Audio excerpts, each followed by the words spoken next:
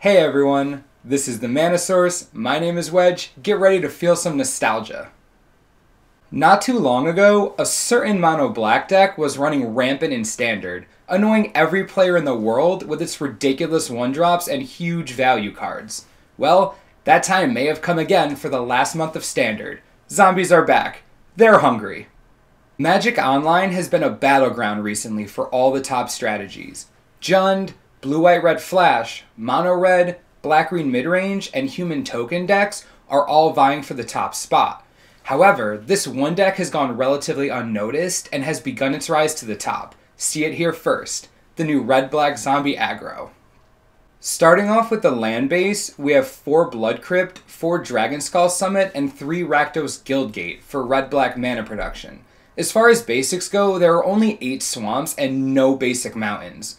Rounding out the 23 land mana base is 4 Cavern of Souls. This card hasn't been as prevalent recently as it once was in Standard, but this deck strives to change that. As you'll see, most of the creatures in this deck are zombies, so Cavern of Souls is a no-brainer here. One thing I will say is that this does seem like a large amount of non-basics for a 2-color deck.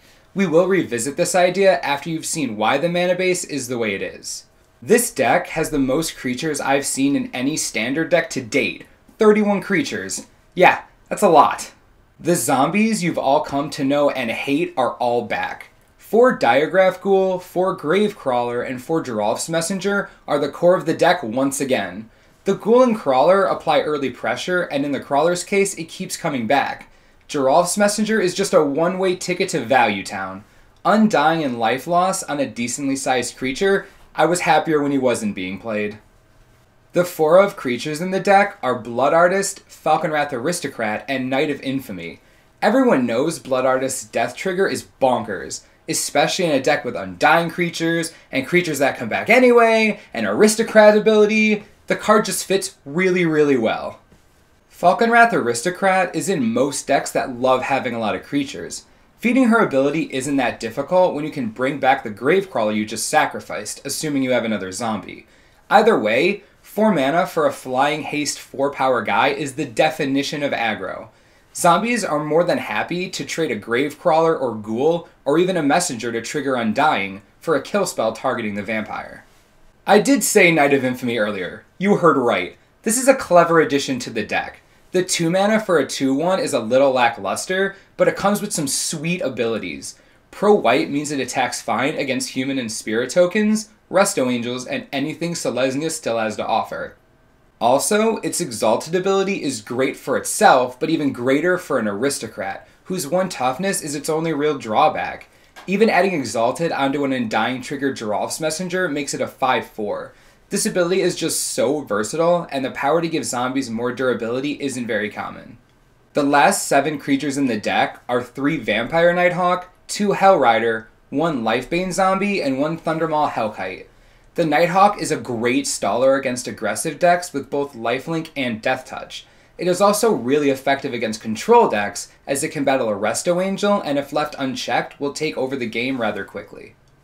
The 2 Hellrider are there for what every aggro deck needs them for, value. His ability makes every creature on the battlefield live and dangerous.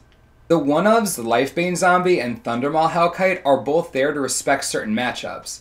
Obviously, Lifebane is there to get someone to discard a Thragtusk, and the Thundermaw is there to tap down an Olivia or kill a bunch of flying spirit tokens. There are only 6 non-creature spells in the deck, 4 Searing Spear and 2 Tragic Slip. I've said this before, but Searing Spear is just the best burn has to offer at 3 damage. This deck needs some kind of control in case it has to get through blockers without combat. Tragic Slip does this very well also. The Morbid trigger is live almost every turn with a zombie deck, and if it hasn't been activated yet, the zombie player has a way to activate it. The card is just a monster against Olivia, Thragtusk, Angel of Serenity, Thundermaw, and pretty much anything else in the format, including the mirror match. The sideboard is pretty rogue. There are some staples, however. 2 Dreadbore are primarily for planeswalkers, as there are already a bunch of ways to kill creatures in the sideboard, as you'll see. In addition, this deck naturally lacks good interaction with walkers, and if a Domri raid sticks around for a turn or 2, you're gonna have a bad time. 2 Electrickery respect the Bant hexproof and token matchups. This deck doesn't carry any opponent sacrifice abilities, so the Electrickery are essential to dealing with invisible stalkers. 3 Pillar of Flame is good for the mirror match, mono red against Chandra's Phoenix, or anything with Scavenging Ooze. It's a versatile card and we all know it. The big surprise in this sideboard is 4 Murder. Yeah, this is a card. Primarily known as a draft staple, Murder has become the only 4 of in this deck's sideboard. Obviously, zombie players realized that they needed more ways to kill creatures. Murder is probably targeting a whole array of things, from Resto Angel to Thragtusk, and from Boros Reckoner to Olivia. And that last one there is one of the reasons why we want Murder over, say, Doomblade. 3 Slaughter Games is the last non-creature spell in the sideboard, and it is probably one of my favorite cards in Standard. It's a guaranteed hoser against anything you hate. If I were a zombie deck, I'd just blindly name Thragtusk every game. Slaughter Games only really works when there is a stable metagame. There has to be a certain level of expectation when playing someone who drops turn 1 Overgrown Tomb and turn 2 Stomping Grounds. At this point, you probably know what's going on. Slaughter Games is a pretty sweet addition to this kind of deck, as most people probably forgot it existed. The last card in the sideboard is 1 Vampire Nighthawk. Definitely a situational card for sure. It functions extremely well against decks with a lot of combat and creature interaction, but fails against decks like Bant Hexproof, where avoiding combat is their way to victory.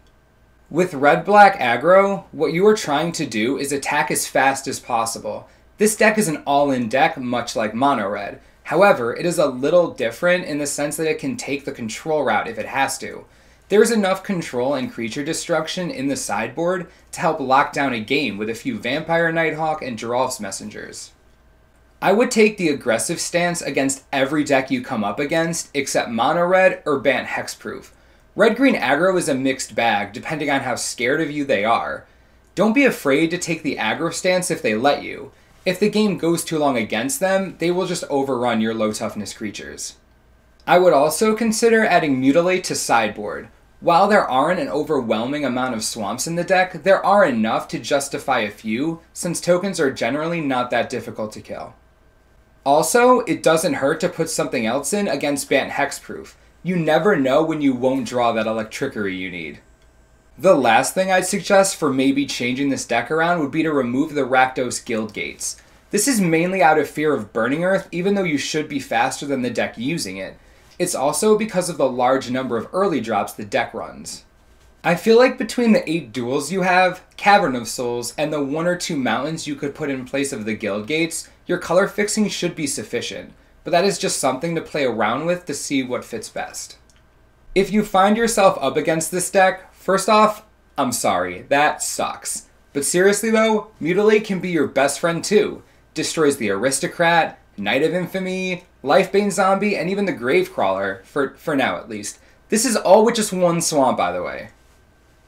Ratchet Bomb can be pretty key here. There aren't that many different mana costs among the creatures. Aggressive decks tend to have pretty predictable curves. If you tick up the bomb to 1 or 2, there would be enough to wipe out a significant amount of their creatures. It also helps that this deck runs no enchantment or artifact destruction. This makes Detention Sphere pretty good as well. Also, Rest in Peace keeps those crawlers and messengers down. Not having artifact or enchantment removal is a big gap in its defense. Keep that in mind when sideboarding against it. The last cheeky card I will suggest is Knight of Glory. I played this card out of my sideboard when zombies first became huge. It is a giant against that deck. Yes, they have burn, but every deck has some way to deal with creatures, and a 2-mana creature taking one of their coveted Searing Spears is a pretty good trade to me. I would definitely consider this again, because it really is hard to kill as a zombie player. We hope you enjoyed this week's tournament preview deck tech. I'd like to promise that next week's won't have red in it, but let's be honest, I just can't really do that now, can I?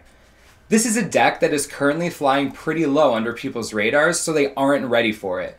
If you are looking for something new and exciting in the last month before rotation, doesn't get any better than this. Subscribe below for all the deck building information you will ever need. Good luck at F&M. This is the Mana Source. I'm Wedge. Thanks for watching and we'll see you next time.